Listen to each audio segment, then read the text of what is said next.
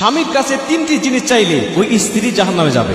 নবীজি বলছে আল্লাহ পাক এতটা রাগান্বিত হয়ে যায় ওই মহিলার উপরে, যে মহিলা তার স্বামীর কাছ থেকে তিনটি জিনিসের কোনো একটি চায়, আল্লাহ পাক এতটাই রাগান্বিত হয়ে যায় যে ওর ঠিকানা জাহান্নামের তালিকায়ও যদি থাকে আল্লাহ পাক জাহান্নামের তালিকায় নিয়ে দেয়।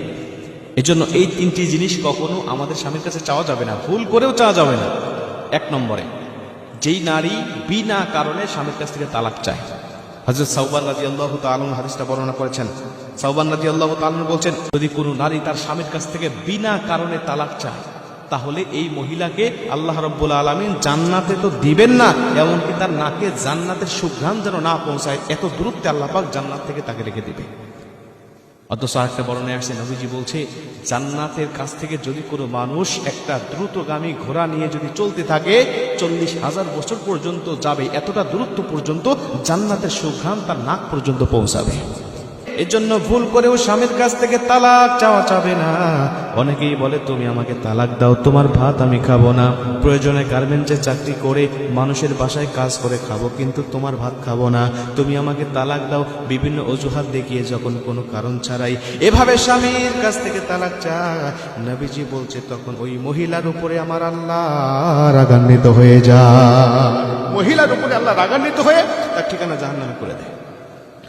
দুই নম্বরে নবীজি বলেন, যেই মহিলা তার স্বামীর কাছ থেকে বদদোয়া চায়, যেমন বলে তুমি আমার জন্য দোয়া করার জন্য আমি দ্রুত মারা যাই, তুমি আমার জন্য দোয়া করার জন্য আমি দ্রুত দুনিয়া থেকে বিদায় নিয়ে চলে যাই, তোমার মুখ যেন আমাকে না দেখতে হয় বা আমার মুখ যেন তোমার না দেখা লাগে, এজন্য তুমি আমার জন্য দোয়া করো আল্লাহ পাকের কাছে যেন আমি চলে যাই দুনিয়া থেকে।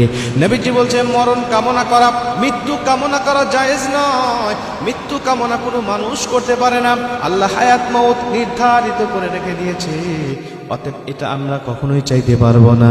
তিন নম্বরে নবীজি বলেন, যেই মহিলা তার স্বামীকে বারবার তার মা বাবার কাছ থেকে আলাদা থাকার জন্য আবদার করে, আলাদা থাকতে চায়, বলে তোমার মা বাবাকে দেখার দরকার নাই, ভাত দেওয়ার দরকার নাই, তারা মুরব্বী হয়ে গেছে, বৃদ্ধাশ্রমে রেখে দাও, আমরা কেন তাদেরকে দেখবো, আমরা তো একটা পজিশনে চলে এসেছি, এখন তাদেরকে আমরা যেই পজিশনের মানুষের সাথে উঠা বসা করি, মা বাবাকে দেখলে আমাদের প্রেস্টিজ নষ্ট হয়ে যাবে, এজন্য বৃদ্ধাশ্রমে রেখে দাও, প্রয়োজনে মাসে মাসে খরচ পাঠাবো, কিন্তু তাদেরকে আমরা রাখতে পারবো না বা তাদের কাছে আমরা থাকতে পারবো না। আল্লাহ রাব্বুল আলামিন বলছে, আমি আল্লাহ পাকের চূড়ান্ত সিদ্ধান্ত হলো আমি রবের ইবাদত করার পরেই তোমার মা বাবার খেদমত তোমাকে করতে হবে। আর এই খেদমত করতে গিয়ে এমন কষ্ট যেন তার না পায়, যেন তারা উফ শব্দ মুখ দিয়ে উচ্চারণ না করে, তুমি যেন স্বয়ং নিজেও তাদের খেদমত করতে গিয়ে উফ শব্দ মুখ দিয়ে উচ্চারণ না করো। স্বামীর কাছে তিনটি জিনিস চাইলে ওই স্ত্রী জাহান্নামে যাবে। নবীজি বলছে আল্লাহ পাক এতটা রাগান্বিত হয়ে যায় ওই মহিলার উপরে, যে মহিলা তার স্বামীর কাছ থেকে তিনটি জিনিসের কোনো একটি চায়, আল্লাহ পাক এতটাই রাগান্বিত হয়ে যায় যে ওর ঠিকানা জাহান্নামের তালিকায়ও যদি থাকে আল্লাহ পাক জাহান্নামের তালিকায় নিয়ে দেয়। এজন্য এই তিনটি জিনিস কখনো আমাদের স্বামীর কাছে চাওয়া যাবে না, ভুল করেও চাওয়া যাবে না। এক নম্বরে, যেই নারী বিনা কারণে স্বামীর কাছ থেকে তালাক চায়। হযরত সাওবান রাদিয়াল্লাহু তাআলা হাদিসটা বর্ণনা করেছেন। সাওবান রাদিয়াল্লাহু তাআলা বলছেন, যদি কোনো নারী তার স্বামীর কাছ